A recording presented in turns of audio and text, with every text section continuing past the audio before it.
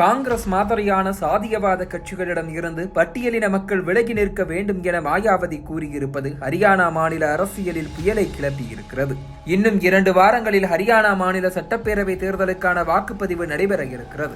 மொத்தம் 90 தொகுதிகள் கொண்ட இந்த மாநிலத்தில் 17 தொகுதிகள் பட்டியலின தனி தொகுதிகளாக ஒதுக்கப்பட்டிருக்கின்றன. மொத்த மக்கள் தொகையில் 21 விழுக்காடு பட்டியலின மக்கள் இருப்பதால் இவர்களின் வாக்குகள் யார் பக்கம் செல்லும் என பெரும் எதிர்பார்ப்பு உருவாகி இருக்கிறது. இதனால் காங்கிரஸ், பாஜக தவிர ஜாட் சமூக வாக்குகளை குறிவைத்து தேர்தல் செய்யும் இந்திய தேசிய லோக்தள் மற்றும் ஜனநாயக் ஜனதா கட்சிகளும் பட்டியலின மக்களின் வாக்குகளுக்கு குறிவைத்திருக்கின்றன. ஜனநாயக் ஜனதா கட்சி உத்தரப்பிரதேசத்தில் தலித் மக்கள் மத்தியில் பிரபலமடைந்து வரும் ஆசாத் சமாஜ் கட்சியுடன் கூட்டணி அமைத்திருக்கிறது. மற்றொரு பக்கம் ஒரு காலத்தில் மாநிலத்தில் ஆளும் கட்சியாக இருந்த இந்திய தேசிய லோக்தள் கட்சி உத்தரப்பிரதேசத்தின் பகுஜன் சமாஜ் கட்சியுடன் கூட்டணி அமைத்திருக்கிறது.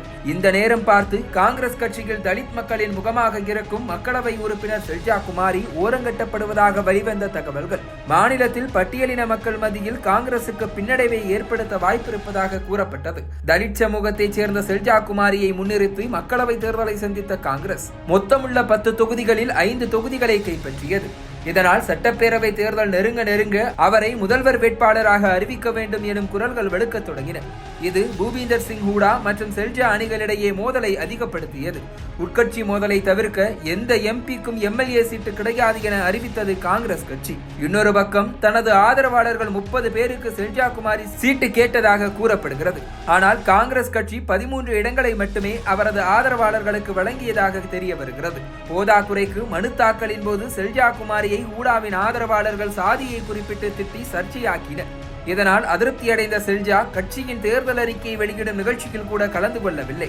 போதாக்குறைக்கு பிரச்சாரத்திலும் தலை காட்டாததால் செல்ஜா குமாரி ஓரங்கட்டப்படுகிறாரா என்கிற விவாத பொருள் எழுந்தது.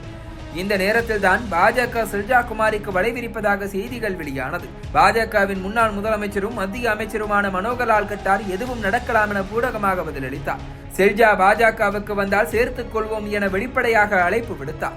இந்த சூழலில் தான் தற்போது காங்கிரஸ் கட்சியை தாக்கி ஹரியானாவில் பிரச்சாரத்தை தீவிரப்படுத்தியிருக்கிறார் பகுஜன் சமாஜ் கட்சியின் தலைவர் மாயாவதி.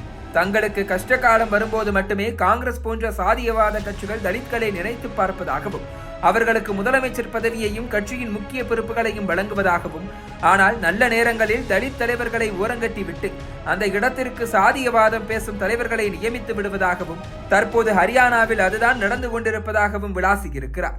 அவமானப்படுத்தப்படும் இதுபோன்ற தலித் தலைவர்கள் அம்பேத்கரிடம் இருந்து கற்றுக்கொண்டு இந்த மாதிரி கட்சிகளிடமிருந்து விலக வேண்டும். அது மட்டுமல்லாமல் தங்கள் சமூகத்தைச் சேர்ந்த மக்களையும் இந்த கட்சிகளிடமிருந்து விலக்கிய வைக்க வேண்டும் என கூறியிருக்கிறார். இந்நிலையில் தன்னை சுற்றி நடக்கும் விவாதங்களுக்கு முற்றுப்புள்ளி வைத்திருக்கிறார் செல்ஜா குமாரி. எனக்கு யாருடைய அறிவுரையும் தேவையில்லை என மாற்று கட்சியினருக்கு பதிலடி கொடுத்திருக்கும் அவர் பாஜகவில் தான் இணையப் போவதில்லை என்றும் அது ஹரியானாவில் செல்வாக்கு இழந்து வரும் கட்சி என்றும் விமர்சித்திருக்கிறார். நான் கட்சியின் போராளி என்றும் விரைவில் சட்டப்பேரவை பிரச்சாரத்தில் களமிறங்குவேன் என்றும் கூறியிருக்கிறார். இதனால் பாஜக மற்றும் மாயாவதி முன்னெடுத்த தலித் அரசியல் ஆரம்பத்திலேயே புஸ்வானமாகி இருக்கிறது.